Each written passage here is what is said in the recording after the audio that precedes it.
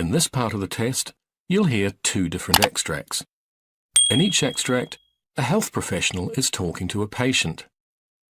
For questions 1 to 24, complete the notes with information you hear. Now look at the notes for extract 1.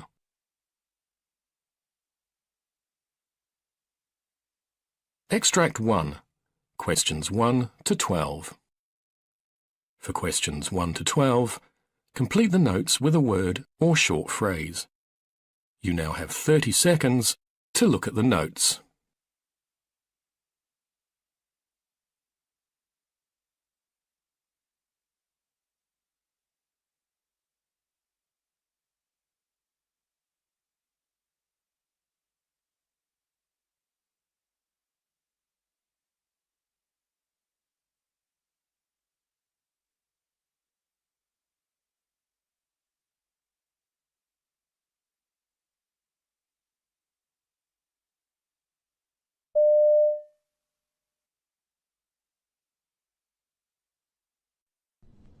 Good morning, Mr. Bloomfield.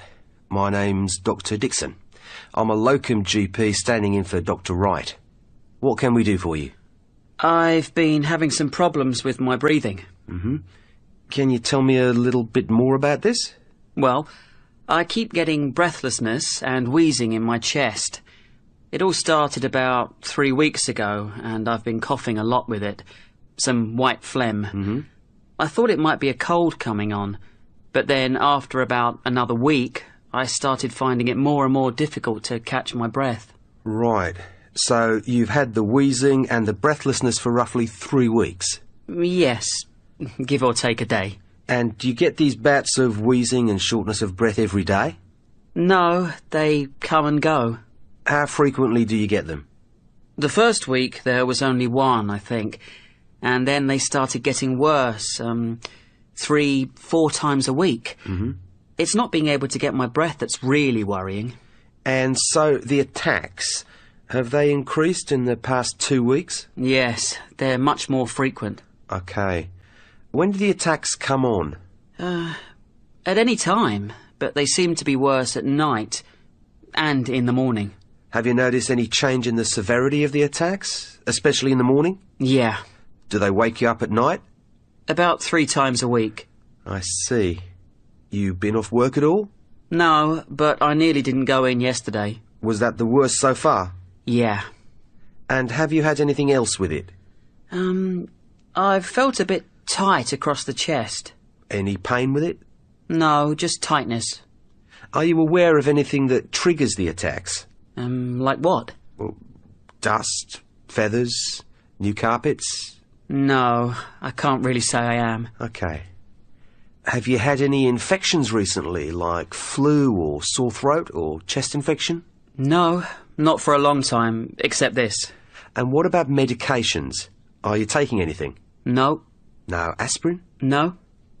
Are you doing any exercise? Jogging, for instance? No. What about pets? Do you have pets at home? No. But my neighbours have a cat, but I don't see it that much. Everything okay at home? Yeah, things are fine. And what about work? I see you're a civil servant. Any stress or problems at work or anything like that? Work's been getting me down recently. In what way? Well, there's been a lot of changes going on recently, and I suppose I'm a bit anxious, what with the mortgage and that. And this has been getting to you? Yes, more and more. I see. And does the wheezing, etc., continue over the weekends? No. When I come to think about it, it doesn't. Okay. Some general questions. Have you ever had anything like this before? No, never. Do you have other illnesses? High blood pressure, diabetes, or heart problems? No, nothing like that. This is the first time I've been ill in my life. Has anyone in your family had anything similar? No, not as far as I know. What about eczema? Anyone in your family with that?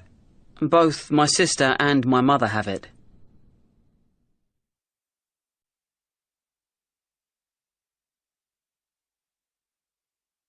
Extract 2.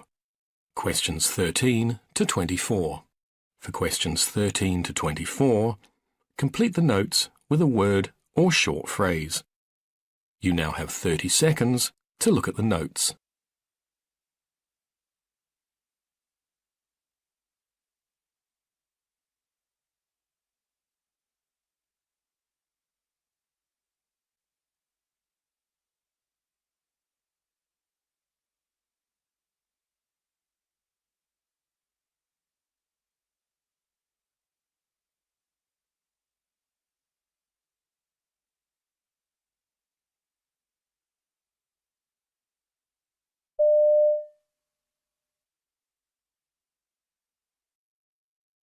Barbara Roberts. Yes, good morning. Hello there. My name's Dr. Beddy. I'm one of the new GPs in the practice. First of all, what would you like me to call you? Well, you can call me Barbara, that'll be fine. Thank you. Okay, that's fine. Okay, so Barbara, I'm seeing you today, but I think it's usually Dr. Brown that sees you, is that right? Yes, Dr. Brown's my doctor. Okay. What is it that's brought you to see me today? Well, I've come about my tummy problem. I've got terrible trouble with my stomach, and Dr. Brown just doesn't seem to be able to get to the bottom of it. And I thought perhaps I'd come and see you to see if you could help. Right, okay. Can you tell me a bit more about your tummy problems? Well, I have this terrible discomfort nearly all the time. It very often feels bloated. I swing between being constipated and having diarrhoea. I have sort of cramping feelings sometimes, and other times it stabs. It's a real stabbing feeling. I often have the urge to go to the toilet, and I pass very smelly wind. Right. So quite a few symptoms there, and some of them sound quite Yes. troublesome to you. Yes. Okay. And how long has this been going on? Well, I've traced it back to a holiday I had in Egypt about 4 years ago. I had a horrible bout of sickness and diarrhoea, and And what sort of treatments have you tried for this before? well, Dr. Brown gave me some muscle relaxants at the beginning. But I've been to the health shop, and they've been really helpful. They've given me lots of different tablets and medicines Right. for different things. And Imodium. Right. I have Imodium in my handbag all the time, just in case. yeah. Right. So these different tablets that you've got from the herbal shop, how are you taking them? What about tests? Have you had any tests for these problems? Yes, I had, in the early days, I had a what are they A called? gastroscopy. Was that the That's tube it, down yes, from the top? yeah. Okay. And at the same time, I had a barium enema. Right. That was very uncomfortable. Okay. But no, I've tried. Well, I mean, it sounds like you've had these problems now for about 4 years. You've got a lot of various symptoms in your stomach. You've tried a lot of tablets, some prescribed, some herbal remedies, and you've had some investigations, but you're not entirely happy that you've been investigated thoroughly No. enough. Is that about? I'd say so. Have I got yes. the story right? Yes. Okay. And I know you've been seeing Dr. Brown about this for the last few years.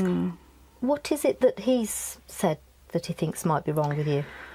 Well, he thinks it's all in my head. You know, Right.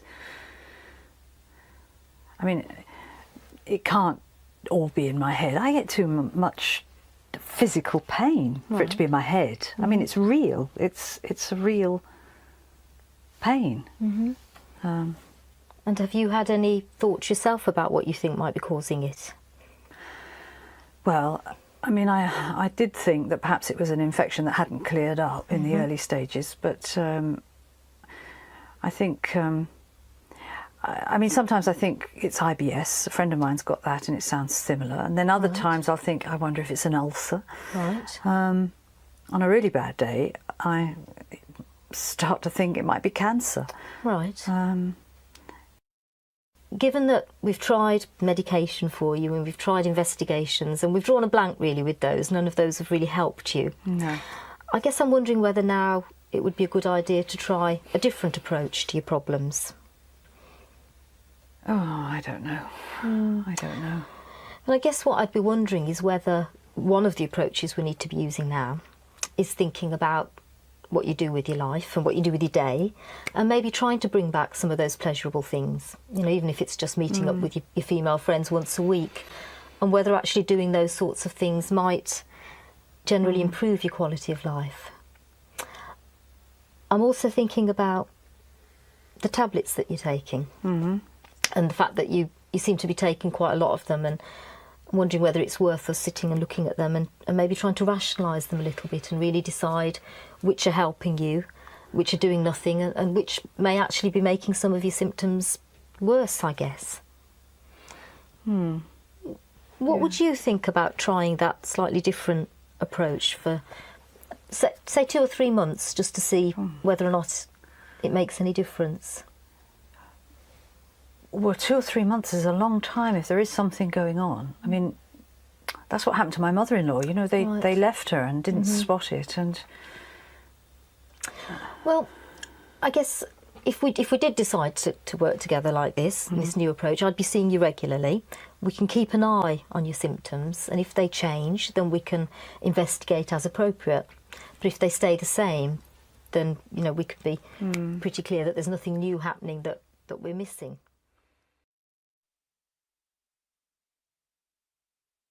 That is the end of Part A. Now look at Part B.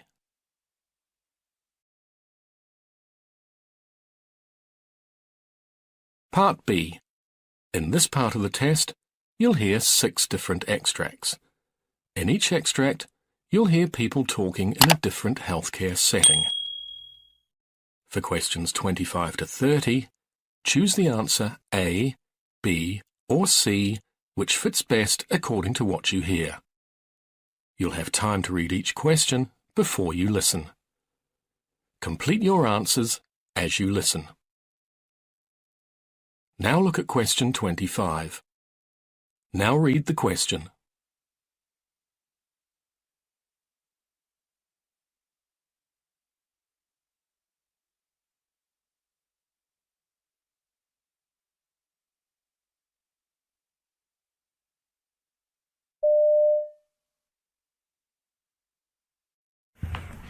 Okay, afternoon guys. I'm sorry, it's been a bit of a short notice. We've been having a few incidents of IV Jelco infections. I know it's been a busy week, and we've been in trouble with a lot of things, transition through to the electronic records from paper. But we need to know that documentation is our responsibility. We need to make sure that Jelcos, you know, once you insert them, you need to document it. We need to check on the patient. We need to work as a team. The handover should be precise, and we need to check all these factors. We need to bring down these incidents. We can't allow these to happen. Last year we had a patient died of an infection, so we need to make sure that it doesn't happen again. So that's why I called you guys up. Let's start our day by not killing a patient. How about that?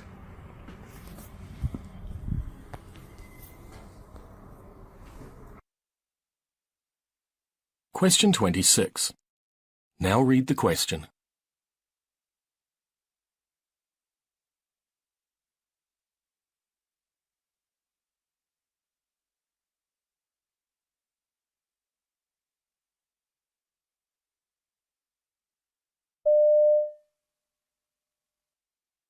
During your stay, we will work to keep you as comfortable as possible. Unfortunately, it is unrealistic to feel zero pain after surgery.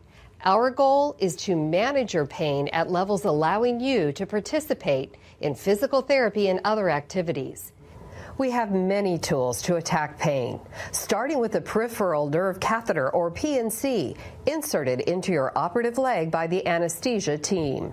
The PNC delivers numbing medication to surround the nerve that supplies feeling to your hip or knee. We supplement the PNC with other medications as needed, either in pill or IV form. One big help in controlling your pain is to keep your new joint active by moving and working with therapy.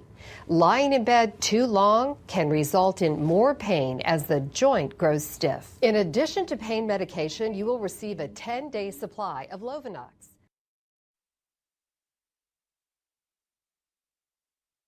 Question 27.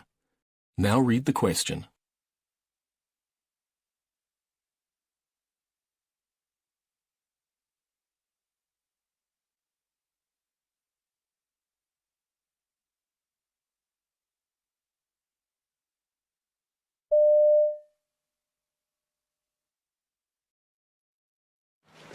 Mr. Fernandez is a 52-year-old gentleman who was admitted to the ER last night. He lives with his wife, Judy, and was found down at home. They also noted he had lower extremity swelling for 5 days and was experiencing some shortness of breath and weakness. When they arrived to the emergency room, he was found to be in atrial fibrillation with a rapid ventricular rate between the 150s and 160s. After 2 boluses of diltiazem, he was started on a drip. He has 2 peripheral IVs, an 18 gauge in his left hand and an 18 gauge in his left. Both were started in the emergency room. Mr. Fernandez is a high fall risk because he fell at home. His bed alarm is on at all times and his call bell's within reach. Mr. Fernandez, since you fell at home, you're considered a high fall risk, so we need to keep the bed alarm on at all times, okay? Okay. And if you need any when you get up, you need assistance, so make sure that you call when you're getting out of bed. I will use this red button on this. Okay, so we can count on you guys to call when you need help, right? I need to go get report on my other patients, so I'll be back in about 20 minutes. But if you need anything, make sure you call, okay? Okay, thank you. Sounds great. You're welcome. Question 28. Now read the question.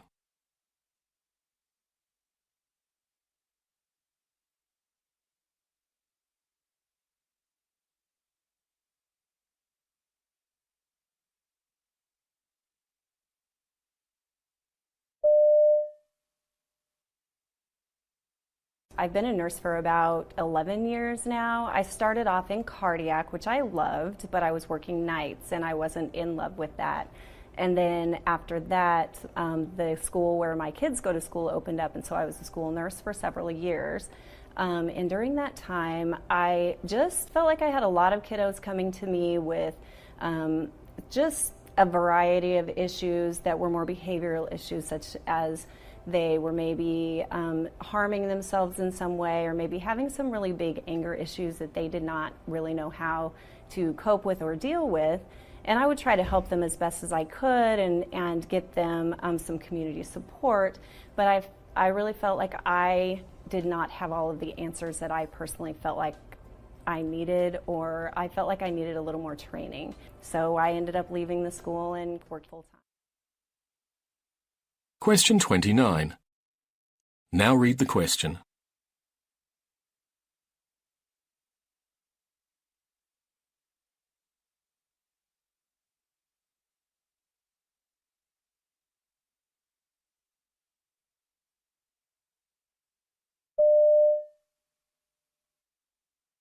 It is true that athletes are specializing at a younger age than they did a decade or 2 decades ago. And that does create overuse problems with doing the same repetitive motions year-round, which is why we typically recommend for kids, hey, enjoy everything, be involved in everything, do a lot of different things. There will always be sports that one athlete will excel more at than another, but it's still healthy to be a multi-sport athlete and use different body parts and different mechanisms. And when you're growing and developing, that has a different impact on your body where you have open growth plates versus when you get older and those growth plates close. And if you're doing the same repetitive activity in a specific area with an open growth plate, you can have a problem there.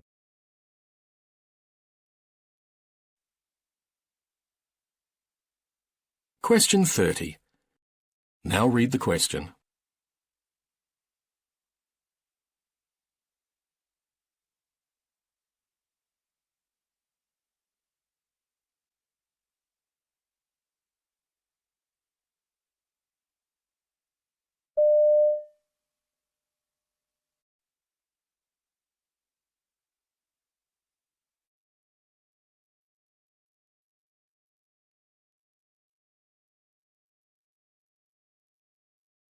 This is one of our mannequins, the SimMan Essential. he is capable of being a healthy patient. We can also program in variables on him that cause him to be unhealthy patient as well, because as we know, most of our patient population these days aren't your typical healthy patient.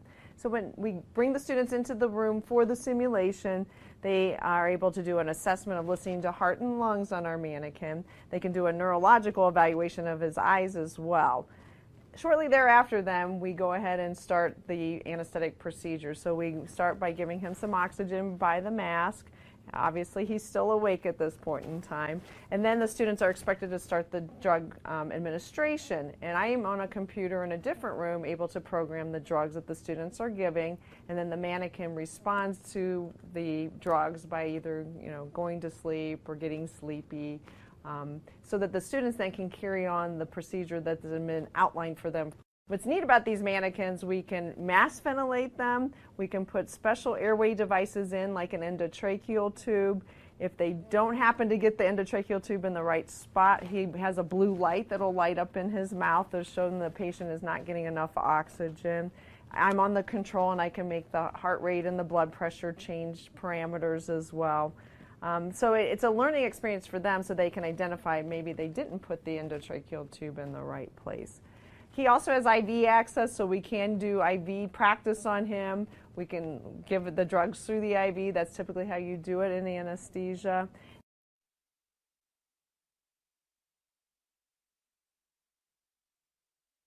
That is the end of Part B.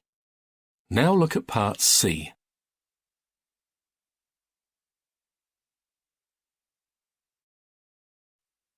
Part C. In this part of the test, you'll hear two different extracts. In each extract, you'll hear health professionals talking about aspects of their work.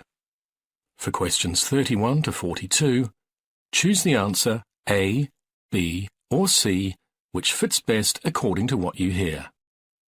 Complete your answers as you listen. Now look at Extract 1. Extract 1. Questions 31 to 36. You now have 90 seconds to read questions 31 to 36.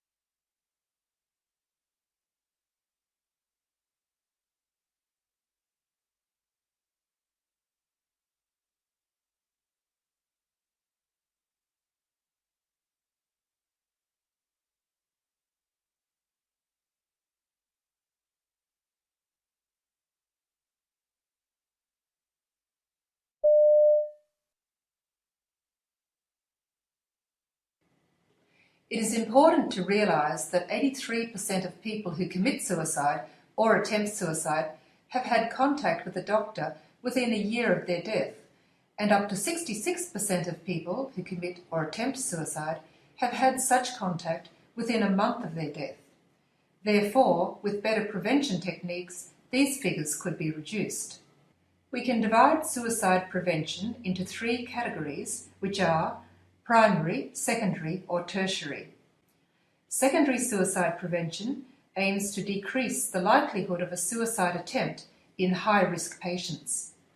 Tertiary suicide prevention occurs in response to completed suicides and attempts to diminish suicide in a particular geographical area or in a particular age group.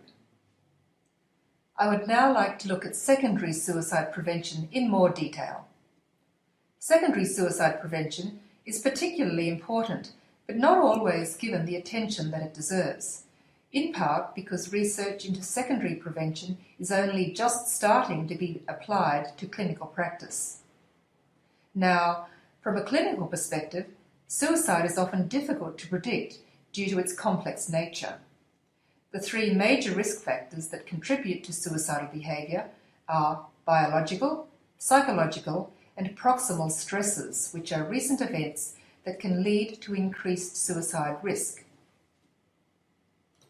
Firstly, there are biological risk factors for suicide, which include low blood cholesterol levels, medical or neurological illnesses such as multiple sclerosis, stroke, Huntington disease and epilepsy, cigarette smoking. Secondly, there are psychological risk factors which include a childhood history of physical or sexual abuse, aggressive personality traits, low self-esteem, and poor access to psychiatric treatment. Thirdly, there are proximal stresses, or the recent events that can lead to increased suicide risk, and these include relationship problems with a spouse, partner, or loved one, financial troubles caused by unemployment or large amounts of debt, a family history of suicide, major depression, and drug abuse. The clinical evaluation of the medical and psychiatric history of a patient and of their current state is the crucial and essential element of the suicide assessment process. It is important because it enables the identification of risk factors in order to determine the patient's immediate safety and the best setting for treatment, and also to develop diagnosis and treatment strategies. Psychiatric illness is a major contributing factor to suicide risk, with mood disorders such as major depressive disorder and bipolar disorder being associated with about 60% of suicides.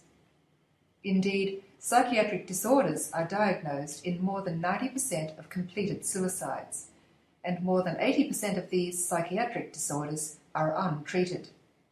Thus, the recognition and treatment of individuals with psychiatric disorders, specifically mood disorders, are essential components of secondary suicide prevention. In addition, the subjective rating of the severity of depression is one of the most powerful predictors of future suicidal acts. Therefore, assessing and managing depression, as well as being aware of the suicide risks in psychologically, medically, and neurologically disordered individuals, is an important aspect of secondary suicide prevention. Consequently, physicians need to be taught to recognise the association between mental disorders and suicide. Additional information about the individual who may be at risk for suicide, such as medical and psychiatric treatment records and toxicology screenings, should also be incorporated into the assessment. Equally importantly, clinicians and other professionals in a position to offer help should not hesitate to ask patients about suicidal ideation because, while it may seem surprising, patients will often talk frankly about their suicidal thoughts and tendencies if given the opportunity. Failure to ask about suicidal ideation may be related to the health professional's discomfort with the topic, lack of time, or lack of skills in this area. Clinicians need to overcome these obstacles to provide appropriate care to their patients.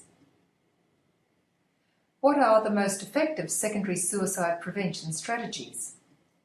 In a recent systematic review of suicide prevention strategies, Mann, along with other researchers, found evidence of effectiveness in 5 secondary suicide prevention methods, including pharmacological interventions, psychological interventions, follow-up care, reduced access to lethal means, and responsible media reporting of suicide. Antidepressant medications are the most widely used pharmacological interventions in secondary suicide prevention, but studies of their effectiveness in reducing suicide attempts have had mixed results.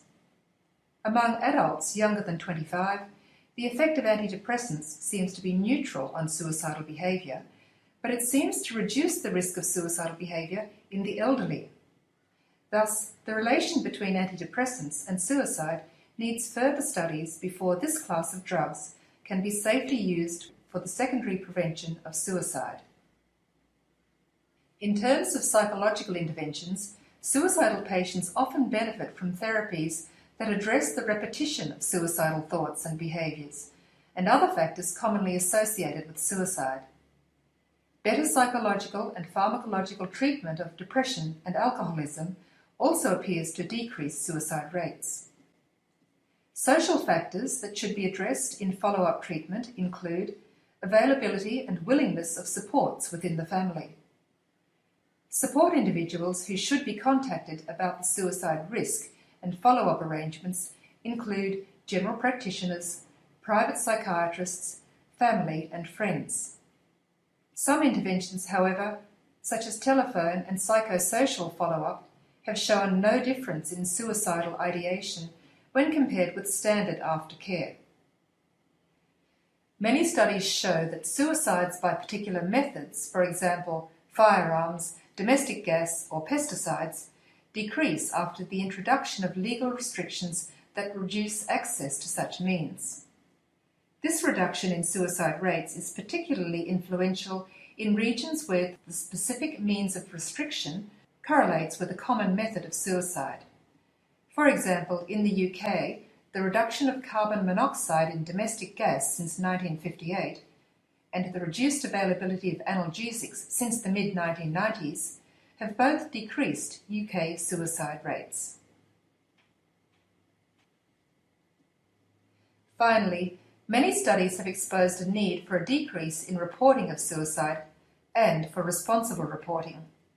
Media blackouts in reporting suicide have coincided with a decrease in suicide rates because reports of suicide in the media tend to glamorise suicide for vulnerable individuals. The internet is also of increasing concern, with blogs and chat rooms providing accessible instructions for suicide. For these reasons, guidelines have recently been produced for the responsible reporting of suicide. Despite our increasing knowledge about secondary suicide prevention, there are still many gaps in the research, and looking to the future, thorough evaluations and appropriate treatments of patients with depressive disorders and other psychiatric illnesses should help to improve the efficacy of secondary prevention of suicide. But it is also clear that more research into new approaches for the prevention and treatment of suicidal behaviour remains essential.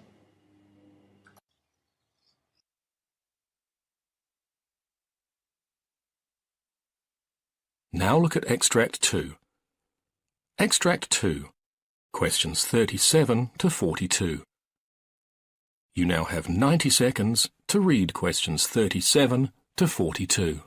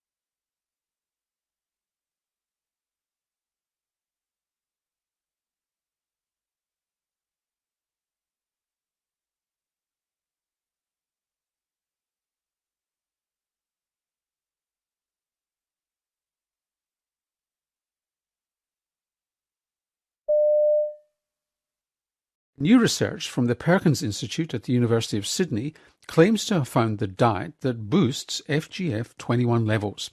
One of the lead scientists on the study was Samantha Solon-Beat of the Perkins. Welcome to the Health Report. Thank you for having me. So what is this stuff, FGF21? I mean, it's almost eye-crossingly complicated from the look of it. Yeah, it seems complicated, but it's actually not. And recently, there's actually been an immense amount of interest in fibroblast growth factor 21, or FGF21. And this hormone has actually recently been called this fountain of youth hormone, which we know can be influenced by diet. And the reason why FGF21 is so interesting is because high levels of this miracle hormone, as it's called, has actually been shown to play a huge role in influencing appetite, improving metabolic health and immunity, and even extending lifespan in mice. Now, something that sounds so good to be true is usually too good to be true. At this point, there are no adverse effects shown with increased levels of FGF21. In fact, a lot of studies are now being done to investigate FGF21 as a therapeutic target for the treatment of diabetes and cardiovascular disease. Let's just double back, Sam. A year or so ago, we had Steve Simpson, who's the director of the Perkins Institute, talking about this 25 diet study where they studied 25 diets in mice to see if you could replicate the life-prolonging effects of a low-calorie diet, where extremely low-calorie diets in some animal species, in fact all animal species, it seems, apart from humans because it's not been proven yet, increases life expectancy or lifespan. Is the FGF21 really the heart of this matter? We think it actually could be. Certainly in this study, we've shown that a diet low in protein and high in carbohydrate is the most effective way to increase levels of this miracle hormone. And that this diet was also associated with several markers of improved metabolic health in mice. So tell us a little bit about this study. Well, what we actually did was performed a really large mouse study, as you said, where we took 858 mice and offered them a range of different diets to see how macronutrients, such as proteins, carbohydrates, and fats, as well as total energy, could interact and influence levels of FGF21. And you found? And we found exactly that we could use diet to increase the levels of this FGF21 hormone, and that a low-protein, high-carbohydrate diet was the most effective way for increasing this miracle hormone. And what effect did that miracle hormone, I hate using that word, that phrase, but what effect then did the hormone have on these mice, or were you able to separate the two? We were actually able to show that the exact diet that increased FGF21 also improved things like insulin sensitivity, glucose tolerance, blood pressure, and blood lipids, even though the animals were a little bit fatter. And how do you know that was anything whatsoever to do with the FGF21, your so-called miracle hormone, and rather than it just being an accident that it was raised too? What we did was plotted FGF21 using the geometric framework, which is a nutritional modeling platform that helps us tease apart the role of nutrients and calories. And if you line up all the surfaces, the response surfaces in this framework with FGF21 and all the metabolic outcomes, you can clearly see that there's a specific area in the nutrient space that coincides with increased levels of FGF21 and several metabolic benefits. And what kind of carbohydrate, and what happened with fats? In this study, fat did not appear to have an effect on FGF21 levels. It seemed to be low protein was the primary driver, and that the highest combination was with a low protein, high carbohydrate diet. So what does FGF21 do to the body? And that's a really good question. And that's really the next step of our study. We want to understand how FGF21 signaling works in response to diet to mediate all these beneficial outcomes. Do we know that there are any medications affected? At this point, no. It seems that it goes up with starvation, it goes up with overfeeding.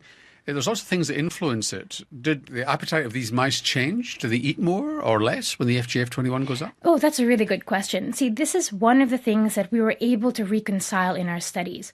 As you mentioned, a whole range of literature in previous studies have shown that FGF21 is elevated in many paradoxical conditions such as starvation and obesity, high intake of food and low intake of food, as well as in insulin resistance and in insulin sensitivity. So what is going on here?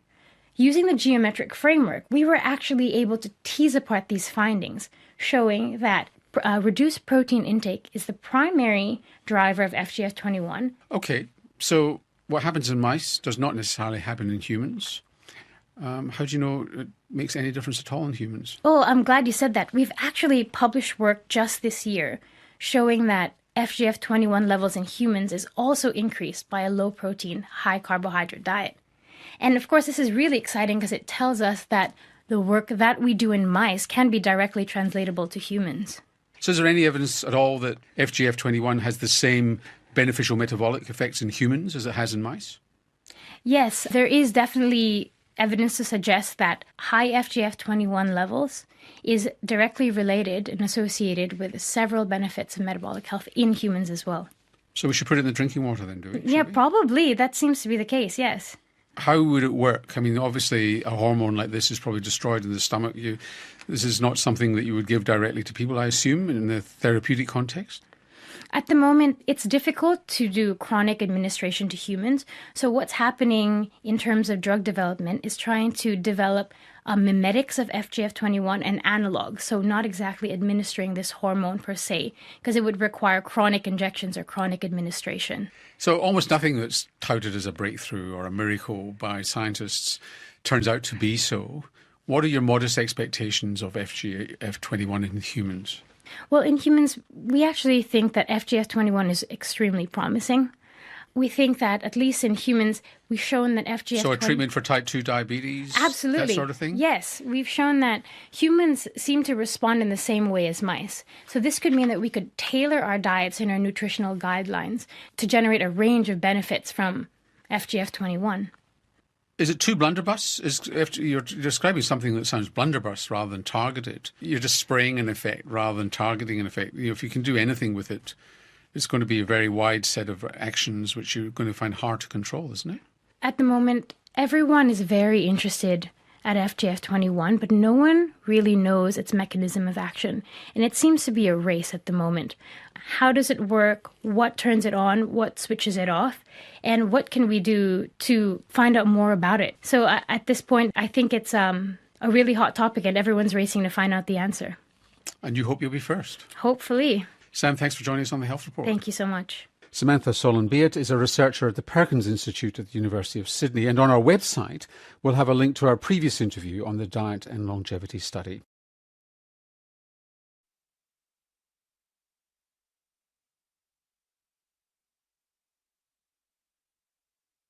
Now look at Extract 2. Extract 2, questions 37 to 42. You now have 90 seconds to read questions 37 to 42.